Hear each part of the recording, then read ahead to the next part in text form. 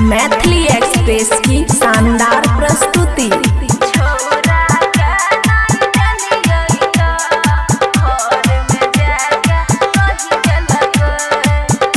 खुशी recording studio बलुआहा।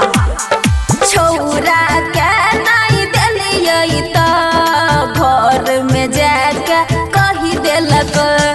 छौरा के नहीं दिलियै त घर में जाके कही देलक। छोला निधि पे के मैं मार, छोला निधि पे के मैं मार, भैया देह के सिसोह देलक। छौरा के नहीं दिलियै त घर में जाके कही देलक। छौरा के नहीं दिलियै त घर में जाके कही देलक। DJ good Madhubani, DJ good Madhubani. छौरा के नहीं दिलियै त घर में जाके कही देलक। मिक्स बाय अमन अक्के।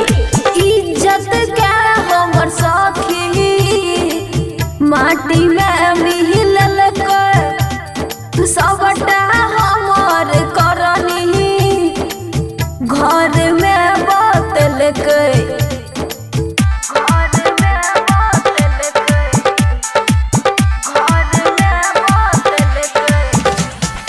इज्जत के हमर सखी माटी में मिललक। सबटा हमर करनी घर में बतलक। ओकरा जे छुए न देलियै गे घर में जाके कही देलक। छौरा के नहीं देलियै त घर में जाके कही देलक। छौरा के नहीं देलियै त घर में जाके कही देलक। DJ good Madhubani, DJ good Madhubani. छौरा के नहीं देलियै त घर में जाके कही देलक। खुशी रिकॉर्डिंग स्टूडियो बलुआहा।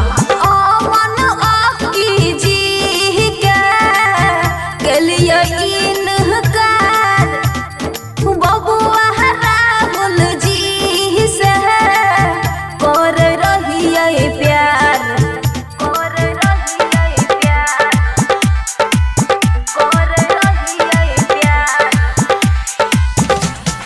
अमन अक्की जी के कलियै इनकार। बबुआ राहुल जी से कर रहियै प्यार।